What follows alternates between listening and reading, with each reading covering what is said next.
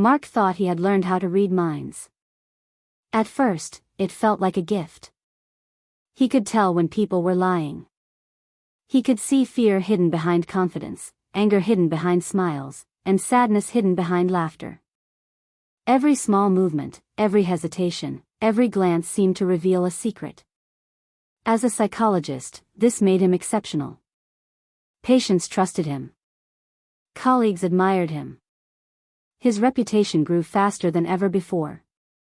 Everything changed the night Victor Hale walked into his office. Victor was unlike any patient Mark had ever met. He was calm, intelligent, and strangely unsettling. During their first session, Victor seemed to know exactly what Mark was thinking before he spoke. Before leaving, Victor placed an old black notebook on the table. "You'll read it tonight," he said. Mark told himself he wouldn't. But curiosity won. Inside the notebook were years of research about human behavior. It described how people reveal their true emotions before they have time to hide them. It explained how fear, guilt, jealousy, and desire leak through tiny movements and expressions. The deeper Mark read, the more fascinated he became. Soon he started testing the techniques. And they worked. A patient claimed he had forgiven his father. Mark noticed the tension in his jaw and realized the man was still consumed by anger. A woman insisted she wanted to save her marriage. Mark saw relief flash across her face when he mentioned divorce. Again and again, he was right. The notebook seemed to unlock something inside him. Weeks passed. Mark became obsessed. Every conversation turned into an investigation. Every smile became evidence. Every person became a puzzle waiting to be solved. At first, he believed he was becoming wiser. In reality, he was becoming isolated. His girlfriend Claire noticed it first. One evening she confronted him. "You don't talk to people anymore," she said. "You study them." Mark dismissed her concerns. But deep down he knew she was right. He no longer saw people. He saw weaknesses. He saw secrets. He saw flaws. Eventually Claire packed her bags and left. Before closing the door, she said something he would never forget.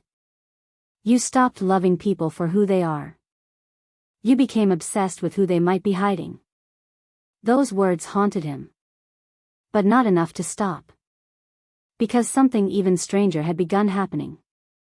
Mark started hearing thoughts. Not voices exactly. More like sentences appearing in his mind before people spoke. A patient sat silently across from him. Then a sentence appeared in his head. "I'm terrified she'll find out." Seconds later, the patient confessed an affair. Another patient smiled and said everything was fine. Before she spoke, Mark heard. "I can't keep pretending anymore." Again, he was right. At first, he thought he had discovered something impossible. Then he began hearing thoughts everywhere. On trains. In restaurants. On busy streets. The city became filled with silent confessions. "I hate my job. I wish I could disappear. I don't love him anymore. Please notice I'm hurting." The world suddenly felt louder than ever. Mark barely slept. He spent every waking moment trying to understand what was happening. Then Victor disappeared. His phone number no longer worked. His address was fake. His records didn't exist. It was as if he had vanished into thin air. Determined to find answers, Mark searched through old research databases. Eventually he discovered a forgotten facility called the Marlowe Center. A secret research institute closed decades earlier. And there, in an old photograph, Mark found something that froze his blood. Standing beside Victor Hale was his father, Thomas Ellison. Mark had spent his entire life idolizing his father. Now he discovered they had worked together. The trail led him to the abandoned Marlowe Center itself. The building stood alone at the end of a deserted road. Its windows were broken. Its hallways silent. Inside, Mark discovered rooms he somehow recognized. White walls. Observation mirrors. Testing equipment. And memories. Memories he had forgotten. Suddenly he remembered being a child. Sitting in a white room. Answering questions. Watching faces on screens. Listening to voices. Being observed. Experimented on. In a dusty archive room, Mark found a file. His file. Subject 17. Age. 9. His hands shook as he read. The researchers had been studying children's ability to detect emotional patterns. They wanted to know if human behavior could be predicted before people even spoke. Most subjects failed. Mark did not. His results were extraordinary. Further down the report was a recommendation. Terminate the project. The risk of long-term psychological instability is too high. Below that recommendation was a handwritten response. Denied. Continue observation. Signed. Thomas Ellison. His own father. Mark felt sick. The man he had admired his entire life had treated him like an experiment. A sound echoed through the hallway. Footsteps. Slow. Deliberate. Victor emerged from the darkness. Older. Tired. Filled with regret. For a long moment neither man spoke. Then Mark asked the only question that mattered. Why? Victor sighed. Because we thought we could save people. Mark laughed bitterly. You experimented on children. We convinced ourselves it was science. Victor looked around the abandoned room.